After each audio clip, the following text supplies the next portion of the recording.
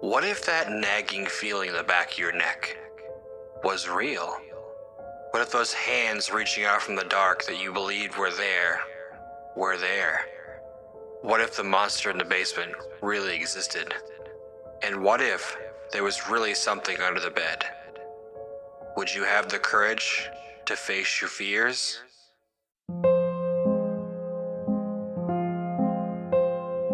Hello everyone, and welcome back to Fear. In this week's episode, Paul gets a better understanding of the destruction caused by the zombie wars.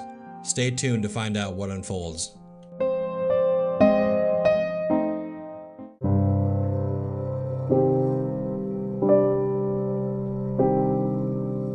I flipped to the next page and realized a bunch of the pages were missing. It looked like the pages had been torn out. I wonder if this was an act of desperation or if it was just some random damage over many years. Regardless, I pushed past the half pages of nothing to the next full page. October 29th, 2020.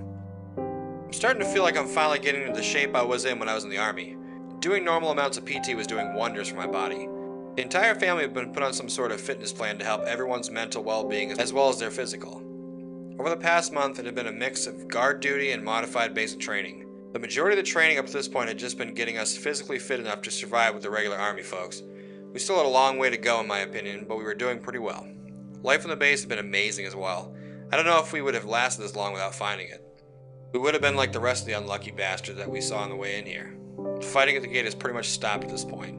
Luckily, even though Watertown is one of the major city centers up here, it's still really small, all things considered. There have also been many more families that have been able to make it here as well. My kids are even attending classes again. Everything feels like it really can't get much better. October 30th, 2020. Staff Sergeant Kelly has said that he's going to be picking one of us to go out with the regular Army folks to see how well we mesh with the unit.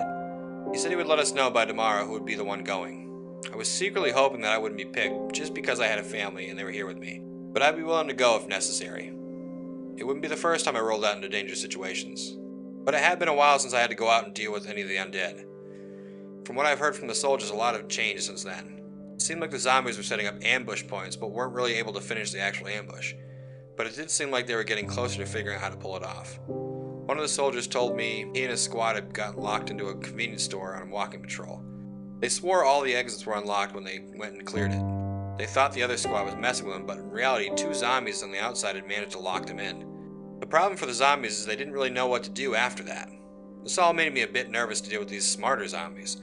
What if I go out there and they finally start to get things right? I don't want to leave the kids without a dad for nothing.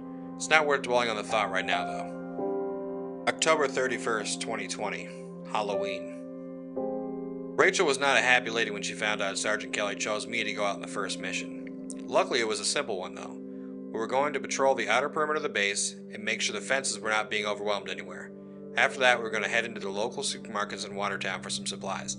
I figured that would be the only part where any real issues could arise. I was told the mission would take place the next day at 8 o'clock in the morning. I was allowed to head back to my room for the day and spend the rest of my Halloween with them. We were able to scrape together a few makeshift costumes and let the kids run around for a little while. Didn't want to dress up any of them as zombies this year, though. I think you can understand why. November 1st, 2020. Today was a really cold day. It was one of the first truly cold days of the year, so I made sure I brought an extra pair of gloves and a thicker jacket. I gave Rachel and the kids a kiss and headed to the staging area. When I got there, I was greeted by Sergeant Kelly, who told me he would be coming with us as well to make sure I was treated right by the other soldiers. At this point, I knew quite a few of them, but met a few the first time as well. We did our safety brief and the NCOs made sure that everyone had everything they needed. We loaded up in the trucks and went outside the wire. I expected to be in the middle of constant firefights when we left the base, kind of like what I expected when I was deployed, even though that never ended up happening either. The same thing happened now as it did back then. It was so quiet that all you really heard was the trucks going slowly down the road. We had to go slow because of all the traffic that had piled up outside the base. Unlucky for most of the drivers, they didn't manage to make it inside. Many of the cars were tuned for small families. I saw one car that appeared to be a father and a son in it, and it sent shivers down my spine. If we hadn't been allowed to stay on the base, would that be me and my boy? I had to push the thought out of my mind. Thinking like that in a situation like this was a good way to get yourself killed, and I only had one primary mission: get back home to my family. The perimeter check went without a hitch, except for the one spot that we had quite a few zombies piled up on the fences. From the way it looked, people tried to scale the fence to get away from the zombies, but weren't able to make it over. They must have died and were driven to what they couldn't accomplish in life. We put that down relatively quickly. The order was given to load back up and that we were headed back into Watertown. If I thought the roads were bad on the outside of Drum, the roads to Watertown were way worse.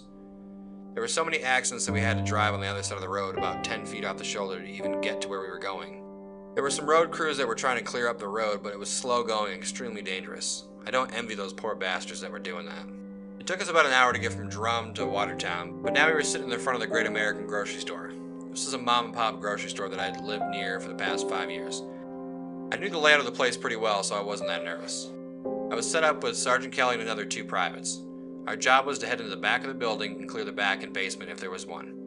Another team would clear the majority of the actual grocery store front, and then another group was going to cordon the perimeter to make sure that we didn't get swamped.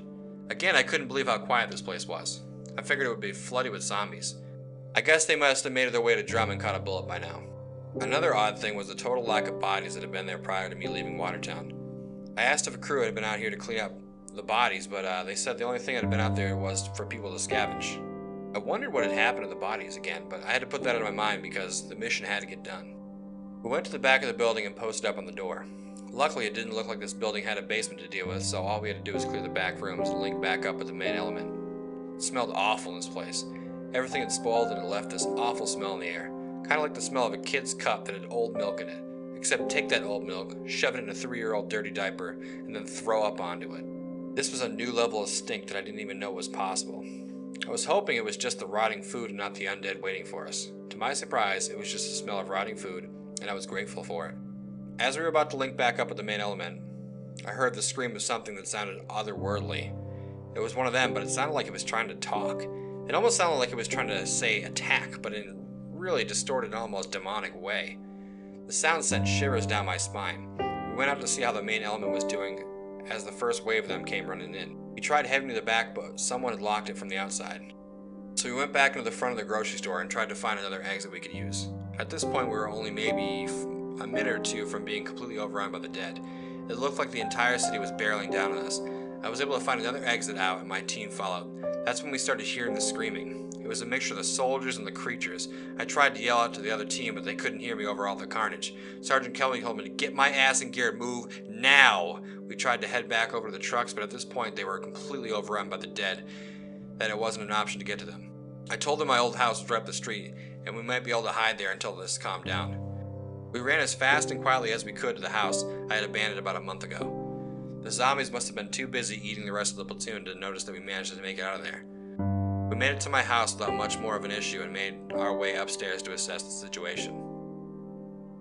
How in the hell was my grandfather able to survive this? It sounded like the zombies were getting more of their original cells back every day. It sounds like it was only a matter of time until one of those ambushes was successful. My grandfather always did say if he didn't have bad luck, he wouldn't have any luck at all.